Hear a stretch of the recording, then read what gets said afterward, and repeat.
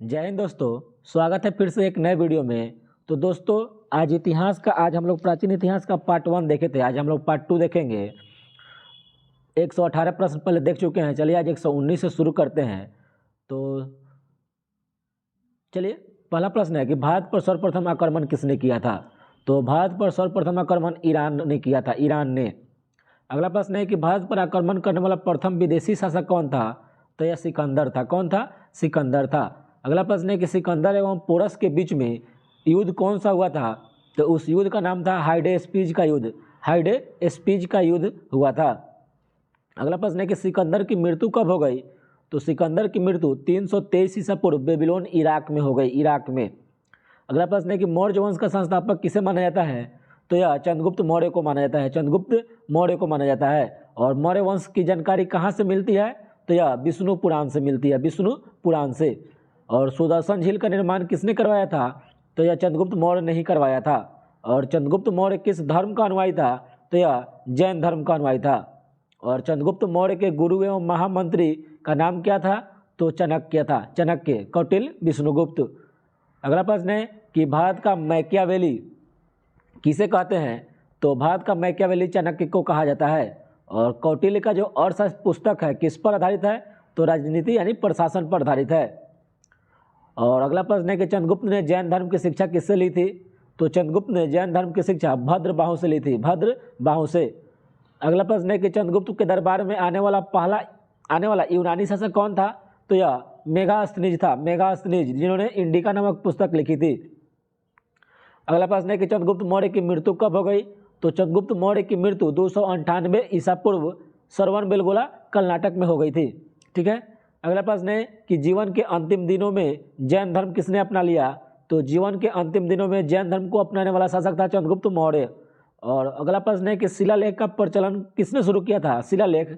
तो यह अशोक ने किया था। और अशोक ने धम्म स्वीकार कब किया। तो यह कलिंग युद्ध के बाद, कलिंग युद्ध 261 ईसा पूर्व में कलिंग युद्ध हुआ था। उसके बाद धम्म को स्वीकार कर लिया।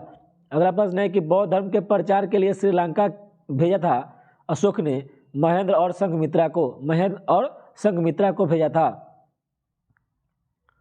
अगला प्रश्न है कि अशोक का राज्याभिषेक कब हुआ। तो अशोक का राज्याभिषेक 269 ईसा पूर्व में हुआ था, 269 ईसा पूर्व में हुआ था। अगला प्रश्न है कि अशोक का सबसे लंबा शिलालेख का क्या नाम है या कौन सा है। तो यह 7वां शिलालेख है, 7वां। और अशोक का नाम अशोक वर्णित किस अभिलेख में मिलता है। तो यह मास्की एवं गुर्जरा अभिलेख में मिलता है, मास्की एवं गुर्जरा अभिलेख में मिलता है। अशोक ने स्वयं को मगध का सम्राट बताया है किस अभिलेख में। तो यह भाभरू अभिलेख में बताया है। अगला प्रश्न है कि कलिंग विजय का वर्णन कहाँ मिलता है या किस शिलालेख में मिलता है। तो यह 13वां शिलालेख में मिलता है। अगला प्रश्न है कि सांची का स्तूप किसने बनवाया था। तो यह अशोक ने बनवाया था। और सांची का स्तूप कहाँ है। तो यह मध्य प्रदेश MP में है। अगला प्रश्न है कि श्रीनगर की स्थापना किसने की थी। तो यह अशोक ने ही श्रीनगर की स्थापना की थी। अगला प्रश्न है कि अशोक के शिलालेखों की खोज किसने की थी।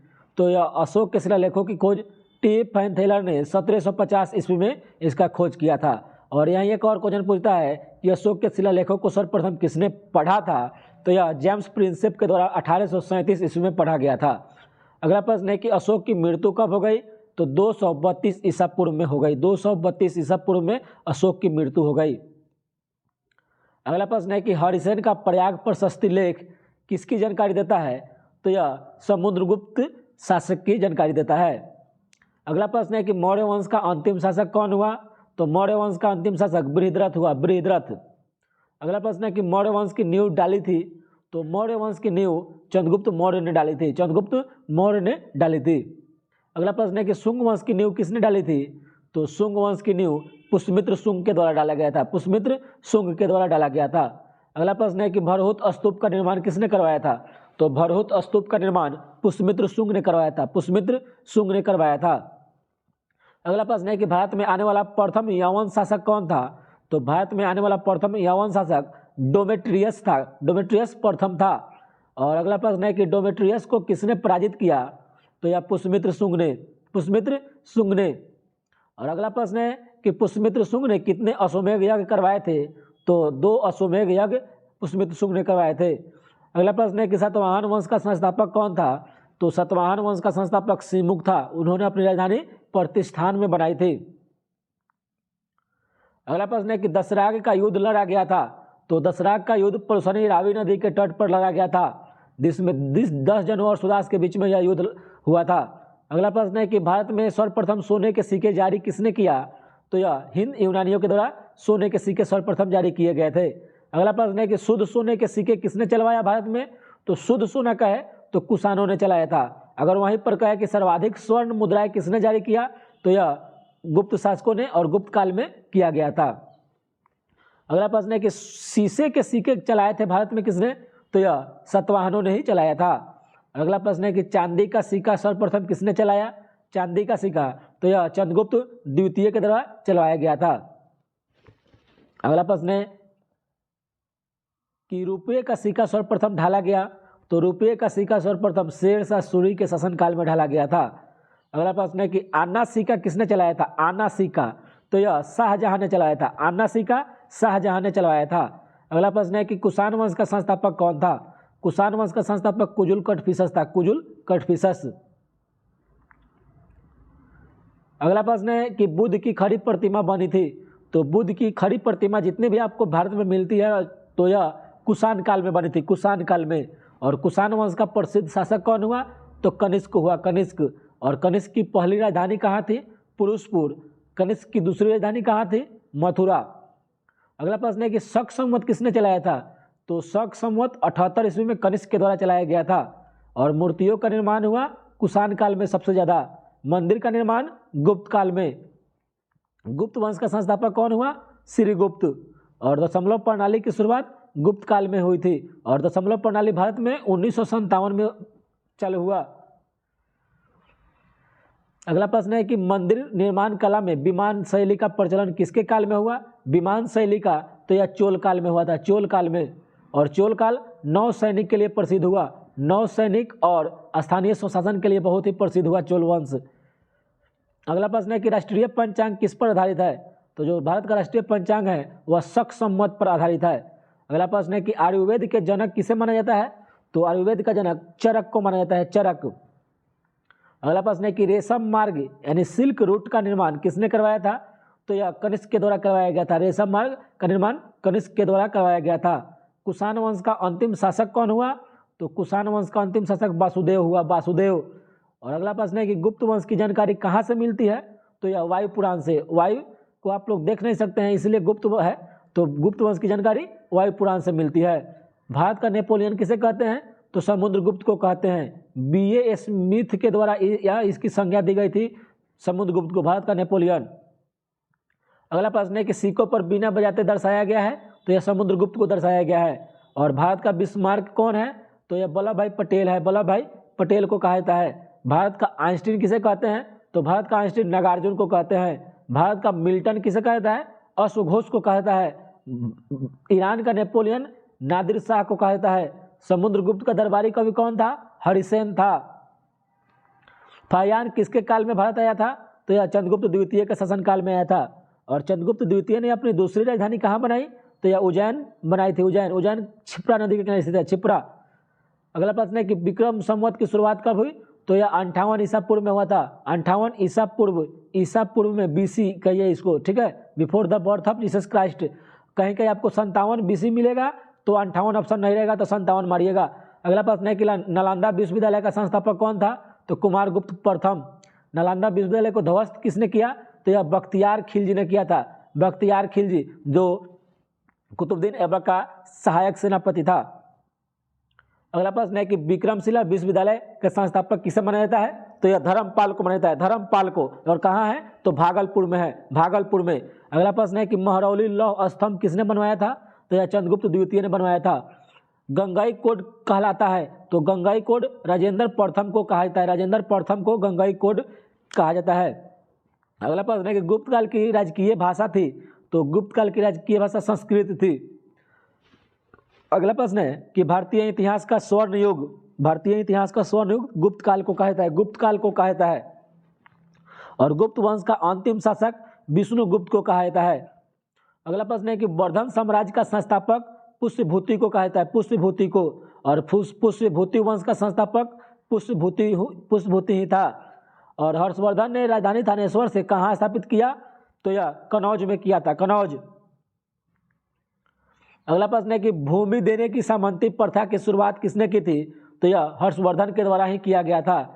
और ह्वेन-सांग किसके शासनकाल में भारत आया था? तो यह हर्षवर्धन के शासनकाल में ही आया था। और ह्वेन-सांग द्वारा रचित पुस्तक का नाम क्या है? तो ह्वेन-सांग ने सियुकी नामक पुस्तक लिखी है।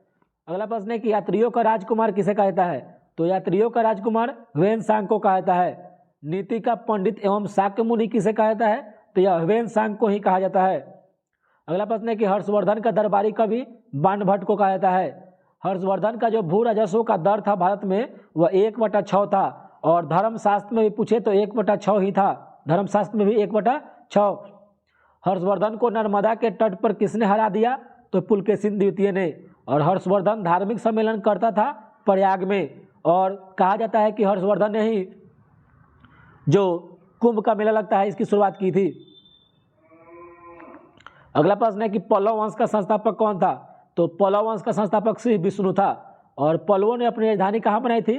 तो कांचीपुरम, तमिलनाडु में। अगला प्रश्न है कि नटराज की मूर्तियाँ थी। तो नटराज की जो मूर्तियाँ थी वह चोल काल की थी, चोल काल की। और अगला प्रश्न है कि राष्ट्रकूट वंश का संस्थापक कौन था? दंतीदुर्ग। राष्ट्रकूट वंश की राजधानी मानेखेट था, मानेखेट। अगला प्रश्न है कि चालुक्यों की राजधानी वातापी थी, वातापी। और कल्याणी के चालुक्य वंश के संस्थापक कौन माने जाते हैं? तो यह तैलप द्वितीय माने जाते हैं, तैलप द्वितीय। और चोल वंश का अंतिम जो शासक था वह राजेंद्र द्वितीय था, राजेंद्र द्वितीय। और भारत में पहली बार सैनिक शासक लगाया तो ग्रीकों ने भारत में पहली बार सैनिक शासक लगा दिया था। अगला प्रश्न है कि नौसैनिक के लिए प्रसिद्ध कौन था? तो यह चोल वंश था।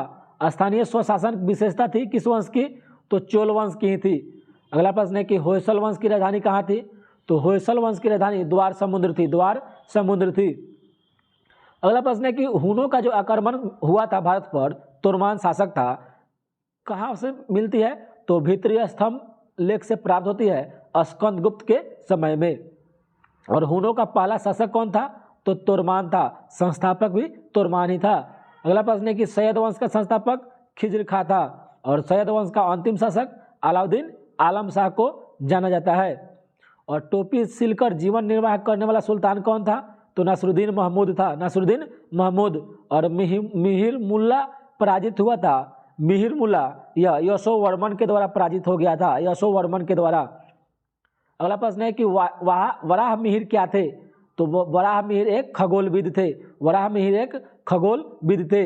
और संगम युग का महान शासक तो यह करिकाल को माना जाता है, करिकाल को, संगम युग का महान शासक करिकाल को माना जाता है। और संगम का अर्थ क्या होता है? तो संगम का अर्थ होता है कवियों की गोष्ठी, कवियों की गोष्ठी। और प्रथम एवं तीसरा संगम कहाँ हुआ था? तो यह मदुरै में हुआ था, जबकि द्वितीय संगम कपाटपुरम में हुआ था। और प्रथम संगम के अध्यक्ष अगस्त्य ऋषि को माना जाता है, अगस्त्य ऋषि को माना जाता है। और जजिया कर का प्रचलन किसने शुरू किया भारत में? तो मोहम्मद बिन कासिम। पूछे आपसे क्वेश्चन कि भारत पर सर्वप्रथम जजिया कर लगाने वाला शासक कौन था? तो यह मोहम्मद बिन कासिम था। और भारत पर आक्रमण करने वाला पहला मुसलमान शासक भी मोहम्मद बिन कासिम ही था। अगला प्रश्न है कि मोहम्मद गजनवी ने भारत पर कितनी बार आक्रमण किया?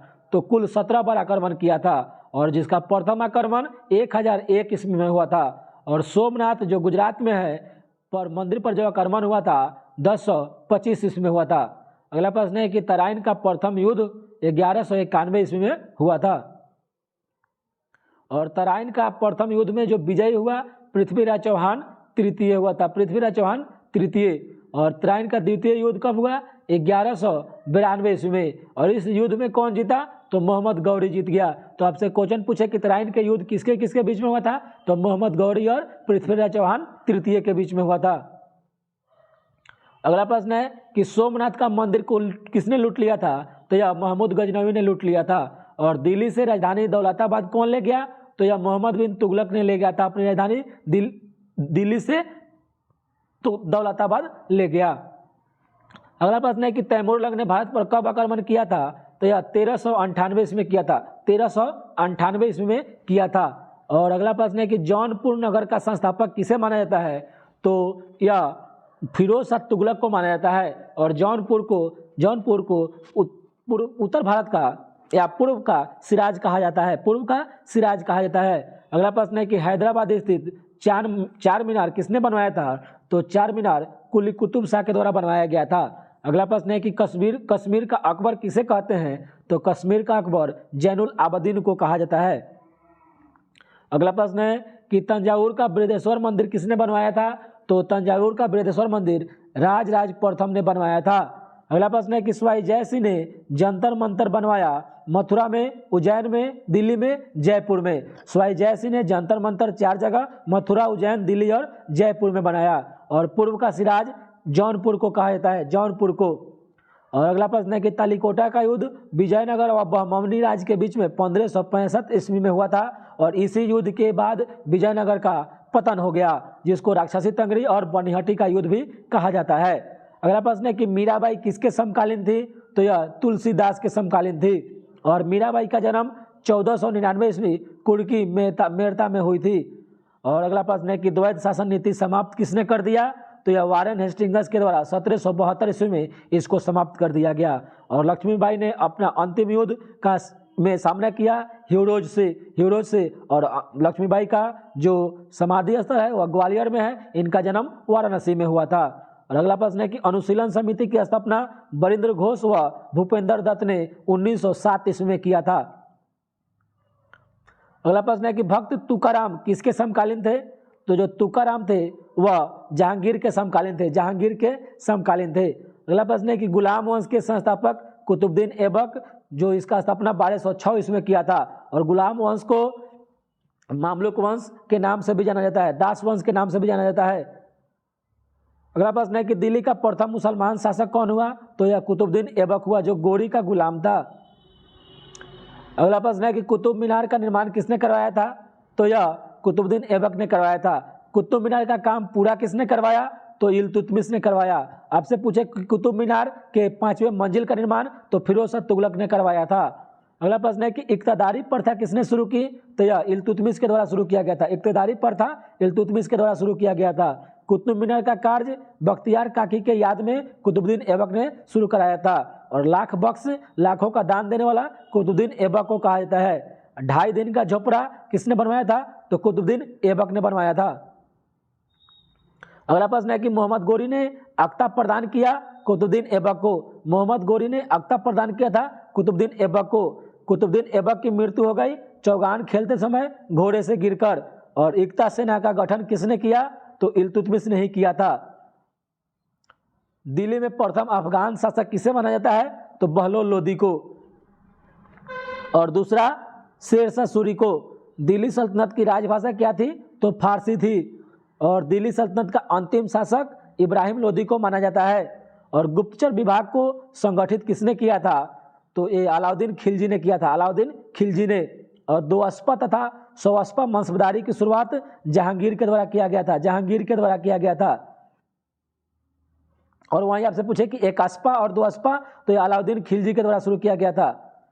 और टंका एवं जीतल सिक्का चलवाया इल्तुतमिश ने। टंका एवं जीतल सिक्का इल्तुतमिश ने चलवाया। और चंगेज खान ने भारत पर आक्रमण किया इल्तुतमिश के ही काल में 1221 ईस्वी में। और कुतुबुद्दीन ऐबक का मकबरा कहाँ है? लाहौर में है। और शुद्ध अरबी सिक्के जारी करने वाला पहला तुर्क सुल्तान इल्तुतमिश ही था, इल्तुतमिश।